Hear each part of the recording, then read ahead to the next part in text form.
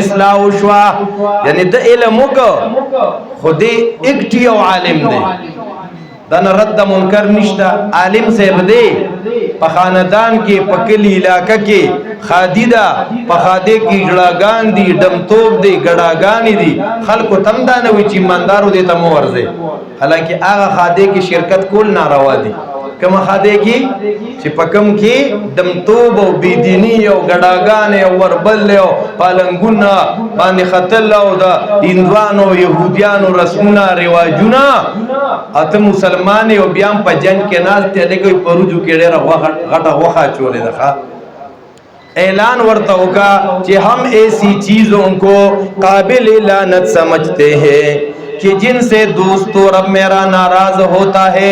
اب کم کم مسلمانانی چې داسې په خاندان کلی علاقه کې خادي جوړه شوه اول به ورته ورځو چې بېدیني پکې مه کوئ ګډا پکې مه کوئ ډمتوب پکې مه کوئ ډګونه پکې مه لګوئ که بیم پکې لګولو هغه خادې کې به نه شریکېږو ډوډۍ ته به وله نه ورځو دا به کم کم مسلمانانی جزاکم الله خیر کثیر بعد پکې د لاس داسې کړی وم ته ها جی هغه خاده ته بنوږي په کم کې بيديني د چا چا لګ عزم دی جزاکم الله خیر کثیر اسه نبی مویر چې وخی پکې چولی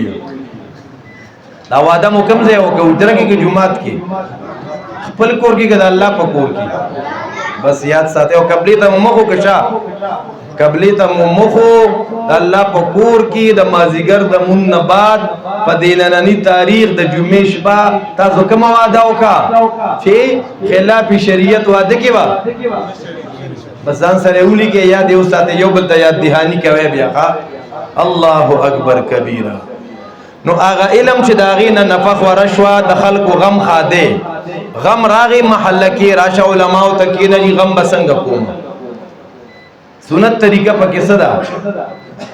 مونږ دا تاسو نه کوو په خپل خوخه لګیایو د علماو نزان کو غنو د مفتی صاحب نه تاسو کا د غم کې مال سکول پکار دی چې زما دی مړی ته پیدا ور کوي مونږ لم پیدا را کوي او علم ينتفع به او درې محترم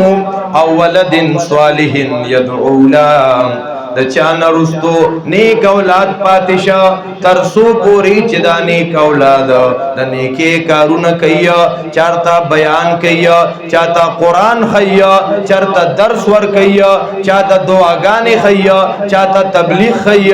اے محترم د دې والدینو پکې پورا صدا نو کو څوک دا غواړي چې زما عمل نامه دې بند نشي کنه نو خپل بچي علم توقف کې الله رب العزت دې مونږ او تاسو لا د عمل کولو توفیق را نصیب کی تاسو نه یو مطالبه دادا